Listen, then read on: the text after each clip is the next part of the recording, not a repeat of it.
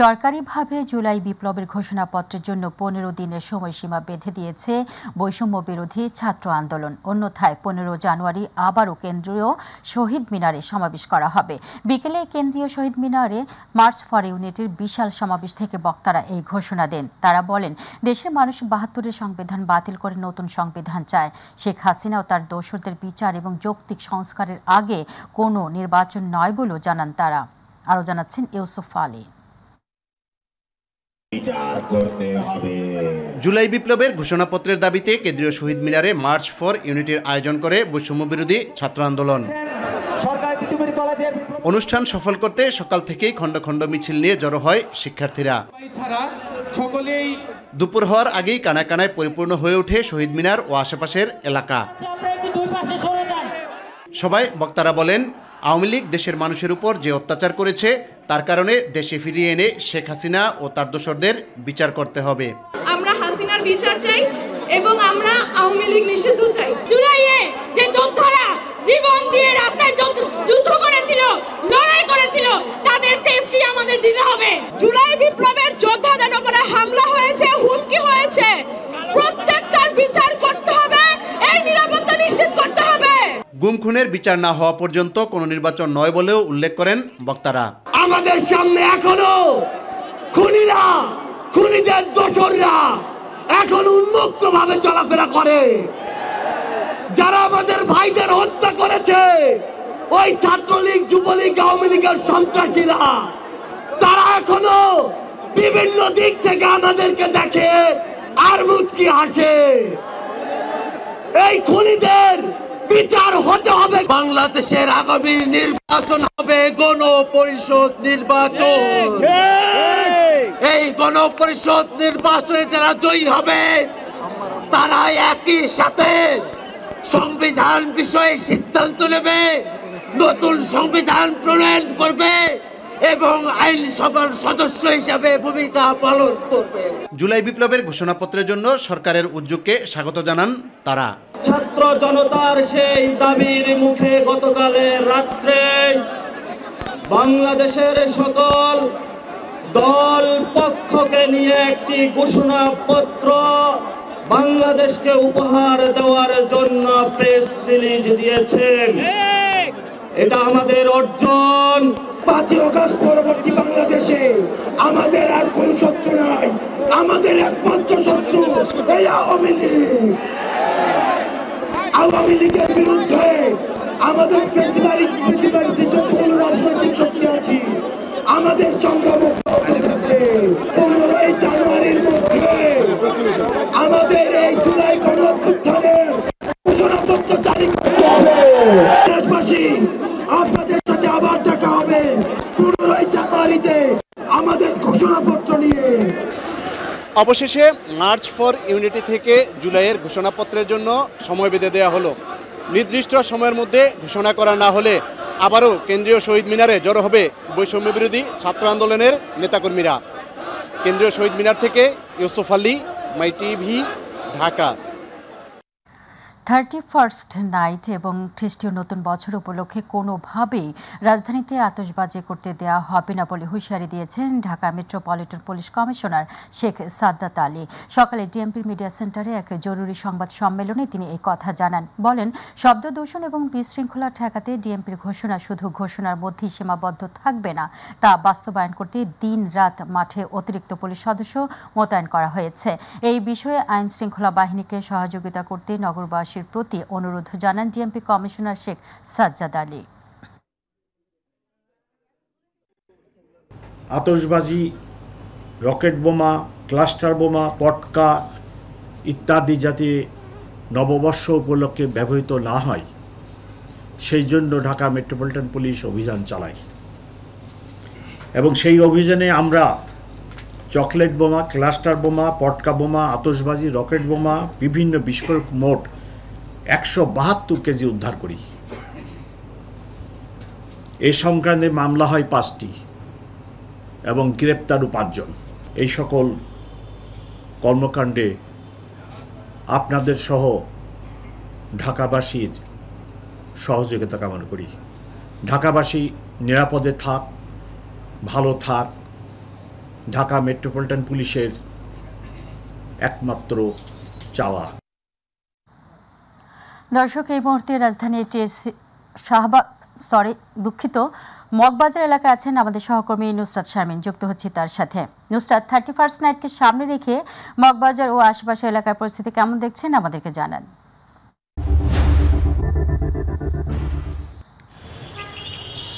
ধন্যবাদ আপনাকে। আপনি জানেন আজকে কিন্তু শেষ হচ্ছে বিদায়ী বছর 2024 এবং নতুন বছর 2025কে বরণ করতে গোটা ঢাকাবাসী এবং পুরো এলাকা কিন্তু আসলে সাজ রবে পরিণত হয়েছে। তবে সেই সাজ রবের পাশাপাশি কিছু নিষেধাজ্ঞাও রয়েছে ঢাকা মেট্রোপলিটন পুলিশ কর্তৃক, সেটি কিন্তু সকলকে মানার জন্য বলা হয়েছে। বরাবরের মতোই সকল ধরনের আতশবাজি, পটকা কিংবা কোনো ধরনের বিস্ফোরক পদার্থ কিন্তু আসলে ব্যবহার করার কোনো অনুমতি নেই এবং বিভিন্ন ধরনের জায়গায় যেই সমাগমগুলো ঘটে, জনসমাগম যুক্ত এরিয়া যেগুলো আছে, সেগুলোতে কিন্তু আসলে কঠোর নিরাপত্তার ব্যবস্থা করা হয়েছে। আমরা যদি কয়েকটি নিরাপত্তার কথা দর্শকদেরকে জানাতে চাই, সেটি হচ্ছে 31কে কেন্দ্র করে কিছু নির্দিষ্ট এলাকা আছে, যেমন হচ্ছে আপনার বাড়িধারা, গুলশান, বনানী, এই সমস্ত এলাকাতে কিন্তু আসলে যেই রুট রয়েছে ব্যবহার করার, কামাল আতাতুর্ক হচ্ছে এভিনিউ, যেই অর্থাৎ হচ্ছে কাকলি ক্রসিং কিন্তু ব্যবহার করতে বলা হয়েছে। কাকলি ক্রসিং আসলে তারা প্রবেশ করতে পারবে সন্ধ্যা 6টা থেকে পরের দিন 5টা পর্যন্ত। পরের দিন সকাল 5টা অর্থাৎ হচ্ছে 1 জানুয়ারি সকাল 5টা পর্যন্ত তারা প্রবেশ করতে পারবে, কিন্তু আসলে সেখান থেকে বের হওয়ার যে ব্যাপারটি রয়েছে, বের হতে গেলে তারা আসলে বের হতে পারবে যে এলাকার লোকজন আছে তারা, কিন্তু আসলে প্রবেশ করার কোনো ধরনের অনুমতি নেই এই মুহূর্তে। আর আরও একটি ব্যাপার আসলে দর্শকদের জানিয়ে রাখা ভালো, সেটি হচ্ছে রাত 8টা থেকে শুরু করে গুলশান, বনানী ও বাড়িধারা এলাকায় প্রবেশের ক্ষেত্রে মহাখালী এলাকার যে রোডগুলো রয়েছে, Phoenix road, Banani 11 road crossing, chairman বাড়ি crossing, Dhaka gate, shooting club, Badda link road এবং DOHS বাড়িধারা কর্তৃক হচ্ছে যেই এলাকাগুলো রয়েছে, সেই এলাকাগুলো কিন্তু আসলে হচ্ছে তারা ব্যবহার করতে পারবে না। এর জন্য হচ্ছে তাদের ব্যবহার করতে হবে কাকুলি ক্রসিং। আর সেই জন্য হচ্ছে আসলে ডিএমপি কর্তৃক বারবার আসলে প্রজ্ঞাপন জারি করে বলা হয়েছে এবং গতকালকে যে গণবিজ্ঞপ্তি ছিল, গণবিজ্ঞপ্তিতে কিন্তু এগুলো জানানো হয়েছে। সেই সাথে যে ঢাকা বিশ্ববিদ্যালয় এলাকা, আমরা সন্ধ্যা থেকে আসলে ঘুরে ঘুরে দেখছিলাম যে ঢাকা মহানগরীর কী অবস্থা, সেখানে আমরা যা দেখতে পেয়েছি সন্ধ্যা 6টা থেকেই কিন্তু ঢাকা বিশ্ববিদ্যালয় এলাকা আসলে রেস্ট্রিক্টেড ঘোষণা করা হয়েছে পরের দিন 5টা পর্যন্ত, সকাল 5টা পর্যন্ত। সেখানে আসলে যারা ঢাকা বিশ্ববিদ্যালয়ের শিক্ষার্থী বা শিক্ষক রয়েছে তারাই শুধু যাতায়াত করতে পারবে, কোনো ধরনের আসলে জমায়েত তারা করতে পারবে না। আর তাছাড়াও আরও একটি ব্যাপার আসলে দর্শকদের জানিয়ে দিচ্ছি, সেটি হচ্ছে ইংরেজি নববর্ষের প্রাক্কালে আসলে 31 ডিসেম্বর সন্ধ্যা 6টা থেকে 1 জানুয়ারি 2025 অর্থাৎ ভোর 5টা পর্যন্ত বিভিন্ন আবাসিক হোটেল, রেস্তোরাঁ, জনসমাবেশ কিংবা উৎসব স্থলে যে কোনো ধরনের লাইসেন্সকৃত আগ্নেয়াস্ত্র ব্যবহারও কিন্তু নিষিদ্ধ রয়েছে। তো আসলে নতুন বছরকে বরণ করে নেওয়ার জন্য সকলেই কিন্তু বলছে যে তারা যেন আসলে সব ধরনের প্রস্তুতি সম্পন্ন রাখতে পারে। আর আইনশৃঙ্খলা বাহিনীর কথা যদি আমরা আপনাদেরকে জানাই, আইনশৃঙ্খলা বাহিনীর কিন্তু পর্যাপ্ত মোতায়েন রয়েছে, সাদা পোশাক থেকে শুরু করে আসলে পুলিশের পোশাকেও কিন্তু সব জায়গায় মোতায়েন রয়েছে। সেই জায়গায় কিন্তু আসলে বিশেষ ইউনিটও মোতায়েন করা হয়েছে যেন রাজধানীবাসী আসলে তাদের সুন্দরভাবে নতুন বছরকে বরণ করতে পারে এবং পুরনোকে ঝেড়ে ফেলে দিতে পারে। তো আসলে এই মুহূর্তে আমার কাছে মগবাজার মোড় থেকে ছিল ঢাকা মহানগরীর 2025কে বরণ করে নেওয়ার সর্বশেষ পরিস্থিতি। আসলে ফিরছি আপনার কাছে। নুসরাত, আপনাকে ধন্যবাদ। দর্শক, মগবাজার ও এর আশেপাশে এলাকার পরিস্থিতি জানাচ্ছিলেন আমাদের সহকর্মী নুসরাত শারমিন। চলে যাচ্ছি পরের সংবাদে। নববর্ষ উপলক্ষে 31st নাইটে কোনো আতশবাজি, পটকা না ফোটানোর আহ্বান জানিয়ে পানি সম্পদ ও পরিবেশ, বন ও জলবায়ু পরিবর্তন মন্ত্রণালয়ের উপদেষ্টা সৈয়দ রিজওয়ানা হাসান বলেছেন, এটিকে নিরুৎসাহী করতে সন্ধ্যার পর থেকে ভ্রাম্যমাণ আদালত পরিচালনা করা হবে। রাজধানীতে সকালে এসব কথা বলেন তিনি। যে আজকে রাতে যেন আতশবাজি, পটকা এগুলো ফোটানো না হয়, শব্দ দূষণ না করা হয় এবং পাখিকুল, প্রাণীকুলের এবং মানুষের স্বাস্থ্যের জন্য ক্ষতিকর অত্যন্ত উচ্চ শব্দ সৃষ্টি করা না হয়, সে ব্যাপারে যেন একটা আবেদন রাখেন। আমরা আগেও বলেছি, আজকেও বলছি যে আজকে সন্ধ্যার পর থেকে পরিবেশ অধিদপ্তর তার মোবাইল কোর্ট পরিচালনা করবে। আমাদেরকে এই সমস্যার একটা দীর্ঘস্থায়ী সমাধান আসলে খুঁজতে হবে, সেটা আমরা খুঁজব। দর্শক, এই মুহূর্তে রাজধানীর গুলশান এলাকায় আছেন সহকর্মী আবু সাইদ অপু, যুক্ত হচ্ছি তার সাথে। অপু, 31st নাইটকে সামনে রেখে গুলশান এলাকার পরিস্থিতি কেমন দেখছেন? আমাদেরকে জানান।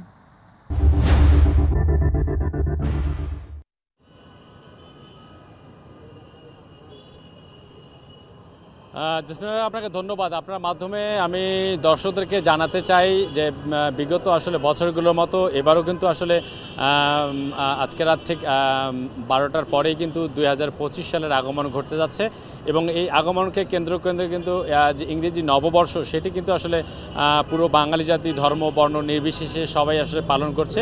এতে কিন্তু আসলে ব্যতিক্রম নয় গুলশানের এলাকাগুলোতে। তবে বিগত দিনে যেরকম সাজসজ্জা আসলে করা হতো তেমনটি কিন্তু আসলে আমরা দেখতে পাইনি। তবে গুলশানের একটু বাইরে যদি আমরা গিয়েছিলাম, সেখানে আমরা দেখেছি যে সাজসজ্জা করা হয়েছে, তাতে করে যে ইংরেজি নববর্ষ, সেই ইংরেজি নববর্ষের একটা প্রাণবন্ত একটা ভাব এসেছে, যেটি আসলে নতুন বছরের প্রত্যয় নিয়ে সাধারণ মানুষ যেন নতুনভাবে বাঁচতে পারে এবং এমন একটি সমাজ তারা বিনির্মাণ করতে চায় যে সমাজে কোনো বৈষম্য থাকবে না, যে সমাজে বিচারহীনতার কোনো সংস্কৃতি থাকবে না, যে সমাজের মানুষ সবাই পারস্পরিকভাবে মিলেমিশে সৌহার্দ্যপূর্ণভাবে বাঁচতে পারবে, এমনটা কিন্তু প্রত্যাশা ব্যক্ত করেছেন। আমরা যখন অনেকের সাথে কথা বলেছি যে 2025 সালকে ঘিরে আপনাদের আগামীর ভবিষ্যতের ভাবনাটা কি, তো আসলে গুলশান অবস্থায় গুলশানে এরকম অবস্থা চলছে। আরেকটি বিষয় আপনাকে জানিয়ে রাখি যে আইনশৃঙ্খলা বাহিনীর যে নিরাপত্তা বেষ্টনী, যেটি আসলে স্বরাষ্ট্র মন্ত্রণালয়ের উপদেষ্টা থেকে যেরকম আপনার বলা হয়েছিল, সেই দায়িত্ব পালনের ক্ষেত্রে কিন্তু আইনশৃঙ্খলা বাহিনী বেশ তৎপর রয়েছে। পাশাপাশি আরেকটি বিষয় আপনাকে জানিয়ে রাখি যে যেন ফানুস উড়ানো না হয়, এতে করে অনেক ক্ষতি হয়, যার কারণে কিন্তু পরিবেশ অধিদপ্তরও কিন্তু এই বিষয়ে অনেকটা সজাগ রয়েছেন বলে জানিয়েছেন যে পরিবেশ উপদেষ্টা, তিনিও কিন্তু আসলে বিষয়টি গণমাধ্যমে স্পষ্ট করেছেন। অর্থাৎ সব কিছু মিলে বলতে গেলে এতটুকুই বলতে হয়, 2024 পেরিয়ে যে 2025-এ পা দিচ্ছে, সেই 25-এর প্রেরণা হবে নতুন বাংলাদেশে কিভাবে একটি অবাধ সুষ্ঠু নিরপেক্ষ নির্বাচনের মাধ্যমে দিয়ে যেমন গণতন্ত্র যেমন প্রতিষ্ঠা করা যায়, তেমনই পাশাপাশি আরেকটি হচ্ছে যে এমন একটি সরকার তারা চায় 2025 সালের প্রত্যাশা অনুযায়ী যে সরকার দেশের মানুষের নাগরিক সুযোগ সুবিধা এবং তাদের যে মৌলিক অধিকারগুলো যেমন তারা পাওয়ার যেমন সুযোগ তারা প্রত্যাশা করছেন, পাশাপাশি তারা নির্দিষ্ট করে একটি বিষয় বারবার আমাদেরকে জানিয়েছেন গণমাধ্যমের মাধ্যমে, সেটা হচ্ছে যে আগামীতে যেন একটি সুন্দর বাংলাদেশ বিনির্মাণ হয়, সেই পথেই যেন হাঁটে যে কোনো সরকার থাক না কেন, সেটি তারা প্রত্যাশা ব্যক্ত করেছেন। অর্থাৎ গুলশান থেকে এই ছিল আমার কাছে সর্বশেষ খবর। অপু, আপনাকে ধন্যবাদ। দর্শক, 31st নাইটকে সামনে রেখে গুলশান এলাকার পরিস্থিতি জানাচ্ছিলেন আমাদের সহকর্মী। চলে যাচ্ছি পরের সংবাদে। ডুবে গেল 2024 সালের শেষ সূর্য। সমুদ্র ঢেউয়ের নাচন আর বছরের শেষ সূর্যাস্ত দেখতে অসংখ্য পর্যটকের ভিড় ছিল পর্যটন নগরী কক্সবাজারে। যেন বিগত বছরের সফলতা আর ব্যর্থতা পিছনে ফেলে পরিচ্ছন্ন নতুন বছর বরণের আশায় গুনছে প্রহর। অপরদিকে নিরাপত্তা জোরদারে রয়েছে প্রশাসন। প্রতিনিধি গোলাম আরিফ লিটনের তথ্যচিত্রে আরও জানাচ্ছেন আতিকুর রহমান তিতাস। পশ্চিমের আকাশ, যেখানে প্রতিদিনই অস্ত যায় সূর্য। তবে 31 ডিসেম্বর শেষ বিকেলটি ছিল ভিন্ন। ক্যালেন্ডারের পাতা থেকে খসে গেল আরও একটি বছর, আর তাই বছরের শেষ সূর্যাস্ত দেখতে সমুদ্রে ভিড় করেছে লাখো পর্যটক। 2024-এর সূর্যাস্তের মাঝেই যেন ফিরে পাবে 2025-এর নতুন সূর্যোদয়, আর তাই নতুন বছর হবে দুর্নীতিমুক্ত আর সম্প্রীতির বাংলাদেশ, এমন প্রত্যাশা সবার। 2024-এর নতুন সূর্য উদিত হোক, 2025-এর শুভেচ্ছা নিয়ে ধর্ম জাতি নির্বিশেষে সকলের মঙ্গল বয়ে আনুক, আর সবাই একসাথে ধর্ম বর্ণ সব নির্বিশেষে একসাথে ভালোভাবে সামনের দিকে এগিয়ে চলা, এটাই প্রত্যাশা। ইংরেজি নতুন বর্ষ বরণে পর্যটকদের সেবায় নিরবচ্ছিন্ন কাজ করে যাচ্ছে টুরিস্ট পুলিশ। সমুদ্র শহরে নিরাপত্তা জোরদারে নেওয়া হয়েছে নানা উদ্যোগ, জানালেন টুরিস্ট পুলিশের সহকারী পুলিশ সুপার। আমরা সাধারণত কবিতা চত্বর থেকে কলাতলি পর্যন্ত আমাদের যে এক্সিস্টিং ফোর্স, তার বাইরেও আরও 50 জন ফোর্স আমরা নিয়ে এসেছি। টুরিস্টদের নিরাপত্তার জন্য যথেষ্ট বলা যায় যে নিরাপত্তা বলয় আমরা তৈরি করেছি। রাষ্ট্রীয় নির্দেশনায় খোলা জায়গায় 31st নাইট উদযাপনের সব ধরনের আয়োজন বন্ধ রাখা হয়েছে জানিয়ে জেলা প্রশাসক বলেন, পর্যটকদের আনন্দঘন পরিবেশ বজায় রাখতে থাকবে আইন শৃঙ্খলা বাহিনীর কঠোর নজরদারি। পর্যটকদের জন্য একটি আনন্দঘন চমৎকার পরিবেশ রাখতে চাই, কোনো রকম বিশৃঙ্খলা যাতে না হয় সেদিকে আমাদের সকল আইন শৃঙ্খলা বাহিনী এবং জেলা প্রশাসন থেকে সকল ধরনের ব্যবস্থা গ্রহণ করা হয়েছে। ঘড়ির কাঁটায় যখন 5:20 ঠিক তখনই কালের গর্ভে ডুব দেয় বছরের শেষ সূর্য। সমুদ্র সৈকতে সমবেত মানুষরা হাত নেড়ে জানিয়ে দেয় বিদায় 2024। আতিকুর রহমান তিতাস, মাই টিভি। ফ্যাসিবাদ বিরোধী আন্দোলনে ভূমিকা রাখার সকল পক্ষের ঐক্যের আহ্বান জানিয়ে বিভেদ সৃষ্টি হয় এমন কোনো বক্তব্য থেকে সকল পক্ষকে বিরত থাকার আহ্বান জানিয়েছেন জামায়াতের আমির ডাক্তার শফিকুর রহমান। রাজধানীতে ইসলামী ছাত্র শিবিরের সম্মেলনে তিনি এই আহ্বান জানান। ঐক্য বিনষ্টের চেষ্টা চলছে এবং সেই ষড়যন্ত্রে কেউ কেউ জড়িয়েও যাচ্ছেন বলে মন্তব্য করেন জামায়াতের সেক্রেটারি জেনারেল অধ্যাপক মিয়া গোলাম পরোয়ার। আরও জানাচ্ছেন মাহবুব সৈকত। আজ সময় এসেছে সাজাতে হবে এই দিনের বাগান। ঐতিহাসিক সোহরাওয়ার্দী উদ্যানের সম্মেলনে ইসলামী ছাত্র শিবিরের সারা দেশ থেকে আগত প্রায় ৭,০০০ সদস্য ছাড়াও আমন্ত্রিত অতিথি হিসেবে যোগ দেন সংগঠনটির সাবেক নেতৃবৃন্দ, বিভিন্ন রাজনৈতিক ও পেশাজীবী সংগঠনের নেতা এবং বেশ কয়েকটি মুসলিম প্রধান দেশের রাজনৈতিক দলের প্রতিনিধি। আমরা যেন আমাদের লক্ষ্যে আমরা পৌঁছাতে পারি। জুলাই বিপ্লবে নিহত শহীদ আলী রায়হানের পিতার বক্তব্যের মধ্য দিয়ে শুরু হওয়া উদ্বোধনী পর্বের বক্তব্যে শিবিরকে ফ্যাসিবাদ পতন আন্দোলনের বিশ্বস্ত সহযোগী হিসেবে মন্তব্য করেন বৈষম্য বিরোধী আন্দোলনের সংগঠকরা। তাদেরকে আমরা প্রত্যক্ষ এবং পরোক্ষভাবে পেয়েছি। গুরুত্বপূর্ণ পদক্ষেপে সহযোদ্ধার মতো ভূমিকায় থাকার কাজগুলো করেছিল বাংলাদেশ ইসলামী ছাত্র শিবির। মৌলিক মানবাধিকারকে নাই করে দেবার যে সংস্কৃতি আওয়ামী লীগ তৈরি করেছিল সেই সংস্কৃতিকে চলতে দেওয়া যায় না। পতিত আওয়ামী লীগ সরকারের দোসরদের ষড়যন্ত্র সক্রিয় রয়েছে অভিযোগ করে সেই ষড়যন্ত্রে স্বৈরাচার বিরোধী আন্দোলনে থাকা দলের কোনো নেতা জড়িয়ে পড়েছেন বলেও মন্তব্য করেন জামাতের শীর্ষ নেতারা। রাষ্ট্রবিরোধী আধিপত্যবাদী চক্রান্তের শিকার হয়ে যারা ফ্যাসিবাদ বিরোধী রাজনৈতিক দলগুলোর মধ্যে ঐক্য এবং বিভেদের বীজ ছড়াতে চান, এই পথ অকল্যাণের পথ, ক্ষতির পথ। ঐক্যের আহ্বান জানিয়ে দেশের মাটিতে ফ্যাসিবাদের আর কোনো স্থান হবে না বলেও মন্তব্য করেন ডাক্তার শফিকুর রহমান। 2009 সালের 10 জানুয়ারি ক্ষমতায় আসার পর থেকে ধারাবাহিকভাবে যতগুলা হত্যাকাণ্ড সংগঠিত করেছেন তার সবগুলার বিচার এই বাংলার মানুষ চায়, এই বাংলার মাটিতেই দেখতে চায়। একজন অপরাধীও যেন এখান থেকে বাঁচতে না পারে তা আমরা দেখতে চাই। তাতে সময় যা লাগুক দেখে বিচার করতেই হবে। দ্বিতীয় অধিবেশন ছিল সাংগঠনিক পর্ব। সদস্যদের ভোটে ছাত্র শিবিরের 2025 সেশনের সভাপতি নির্বাচিত হন জাহিদুল ইসলাম এবং সেক্রেটারি জেনারেল মনোনীত হন নুরুল ইসলাম সাদ্দাম। চরিত্রবান মানুষ, জ্ঞান সমৃদ্ধ মানুষ, 13 বছর পর প্রকাশ্যে এ ধরনের সম্মেলন করল ইসলামী ছাত্র শিবির। যমুনার তীরে আমরা শিবির গড়েছি। মাহবুব সৈকত, মাই টিভি, ঢাকা। স্থানীয় সরকার নির্বাচন নয়, জাতীয় নির্বাচনকে সামনে রেখে কাজ করছে নির্বাচন কমিশন বলে মন্তব্য করেছেন প্রধান নির্বাচন কমিশনার এএমএম নাসির উদ্দিন। তিনি বলেন, একটি অবাধ, সুষ্ঠু, নিরপেক্ষ ও গ্রহণযোগ্য নির্বাচন দিতে নির্বাচন কমিশন বদ্ধপরিকর। দুপুরে কুমিল্লা আঞ্চলিক নির্বাচন কার্যালয়ে কর্মকর্তাদের সাথে ভোটার তালিকা হালনাগাদ ও ত্রয়োদশ জাতীয় সংসদ নির্বাচন সংক্রান্ত মত বিনিময় সভায় তিনি এসব কথা বলেন। তিনি আরও বলেন, নির্বাচন কমিশন প্রধান উপদেষ্টার বক্তব্যের আলোকে নির্বাচনের প্রস্তুতি নিয়ে কাজ করছে। এখন ভোটার তালিকা হালনাগাদ করা ও ভোটার তালিকা থেকে মৃত ও রোহিঙ্গাদের বাদ দিতে কাজ চলছে।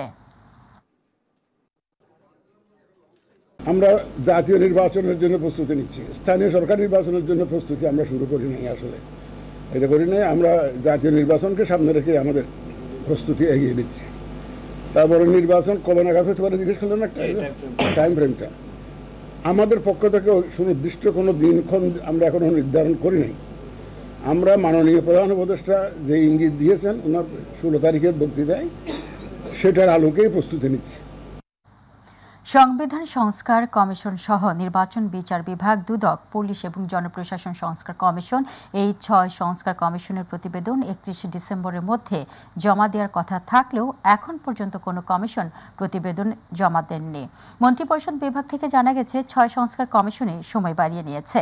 পুলিশ সংস্কার কমিশন জানিয়েছে মন্ত্রিপরিষদ বিভাগ থেকে 15 জানুয়ারি পর্যন্ত সময় বাড়িয়েছেন তারা। এর মধ্যে তারা প্রতিবেদন জমা দিবেন।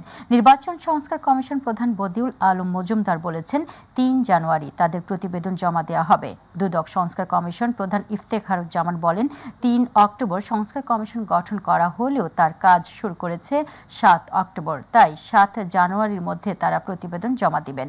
সংবিধান সংস্কার কমিশন থেকে জানা গেছে আগামী 7 জানুয়ারি তাদের প্রতিবেদন জমা দিবেন প্রধান উপদেষ্টার কাছে।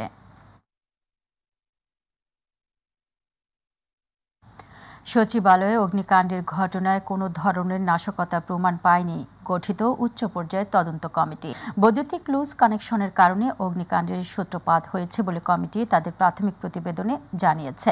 সন্ধ্যায় রাষ্ট্রীয় অতিথি ভবন যমুনার সামনে অনুষ্ঠিত এক প্রেস ব্রিফিংয়ে তদন্ত কমিটির অন্যতম সদস্য বুয়েটের অধ্যাপক ডক্টর মাকসুদ হেলালি এ তথ্য জানান। তিনি বলেন, প্রধান উপদেষ্টার কাছে প্রাথমিক তদন্ত প্রতিবেদন দাখিল করা হয়েছে।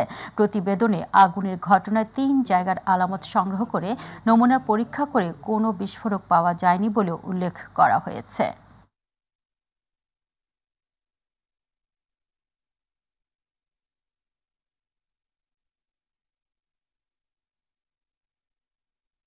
উনত্রিশতম ঢাকা আন্তর্জাতিক বাণিজ্য মেলার পর্দা উঠবে আগামীকাল। পূর্বাঞ্চলে বাংলাদেশের চায়না ফ্রেন্ডশিপ এক্সিবিশন সেন্টারে চলছে সাজসজ্জার শেষ আচর। জুলাই আগস্ট অভ্যুত্থানে শহীদদের সম্মানে যুক্ত হচ্ছে নতুনত্ব, তৈরি হচ্ছে আবু সাইদ ও মীর মুগ্ধ কর্নার। থাকছে অনলাইনে স্টল, প্যাভিলিয়ন বরাদ্দ কিংবা টিকিট কাটার সুবিধা। প্রতিনিধি মকবুল হোসেনের তথ্যচিত্রে শামস তাবরিজ উচ্ছ্বাসের রিপোর্ট। কারো দম ফেলার সময় নেই। চারিদিকে চলছে আন্তর্জাতিক বাণিজ্য মেলার 29তম আসরে অংশ নেয়া দেশি বিদেশি স্টলগুলোতে শেষ সময়ে কাজের তোড়জোড়। নানা শঙ্কা কাটিয়ে 1 জানুয়ারি থেকে শুরু হচ্ছে ঢাকা আন্তর্জাতিক বাণিজ্য মেলা। 24-এর গণঅভ্যুত্থানের পর মেলা সাজছে নতুন রূপে। এবারের মেলার থিম জুলাই আন্দোলন। প্রবেশদ্বার থেকে শুরু করে মেলায় অংশ নেয়া প্রতিটি স্টলে স্থান পেয়েছে বৈষম্যবিরোধী ছাত্র আন্দোলনের স্মৃতি। শহীদ আবু সাইদ ও মীর মুগ্ধের নামে 2টি কর্নার সহ মেলায় বরাদ্দ রয়েছে 362টি স্টল। যুবকদের জন্য তৈরি হচ্ছে ইয়ত প্যাভিলিয়ন। এর বাইরে মেলার টিকিট কাউন্টার, দর্শনার্থীদের বিশ্রামের বেঞ্চ ও বাউন্ডারির কাজ চলছে জোরে সোরে। আবার অনেক স্টল ও প্যাভিলিয়নের নির্মাণ কাজ শুরু হয়েছে শেষ সময়ে। আমরা প্যাভিলিয়নের বাইরের কালার ফিনিশিংগুলো করছি, তারপরে আমরা লোগো লাগাবো এবং ব্র্যান্ডিংয়ের যে এগুলো আছে স্টিকার পেস্টিং হবে। আমাদের কাজ আরো 2 দিন আগে শেষ হয়ে গেছে, উদ্বোধনের অপেক্ষায় বসে আছি। ডেকোরেটর কাজ চলতেছে, কোম্পানি আমাদের কাজ দিছে, কাজ আমরা 10 জন মিলে করছি।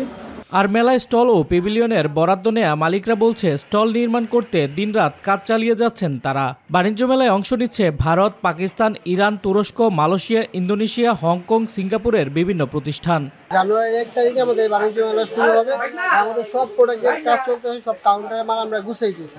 গত বছর আলহামদুলিল্লাহ ভালো ছিল, এবার আশা করি গত বছরের মতনই হোক, এর থেকে ভালো আশা করি। জানুয়ারি মেলা চালু হবে, 31 জানুয়ারি মেলা শেষ, 30 তারিখ মেলা আছে। ঠিক আছে, আমরা আশাবাদী আল্লাহর রহমতে 1 তারিখে আমরা সকাল থেকেই শিশু বিনোদন জোন যেটা এটা কার্যক্রম দর্শনার্থী অথবা শিশুরা উঠতে পারবে। এবারের মেলা সুন্দর ও সুষ্ঠুভাবে সম্পন্ন করতে শুরু থেকে শেষ পর্যন্ত কঠোর নিরাপত্তা ব্যবস্থা নেওয়া হয়েছে বলে জানান এই কর্মকর্তা।